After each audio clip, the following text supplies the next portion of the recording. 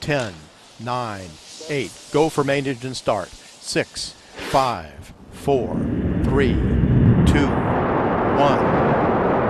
And 0 and liftoff of Space Shuttle Atlantis, reaching the crest of its historic achievements in space.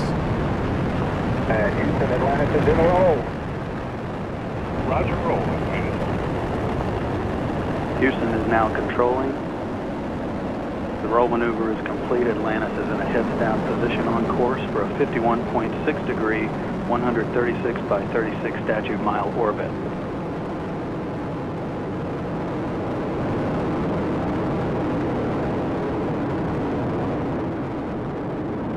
And the three main engines on Atlantis have now been throttled down to 72% of rated thrust as the orbiter prepares to pass through the area of maximum dynamic pressure on the vehicle in the lower atmosphere.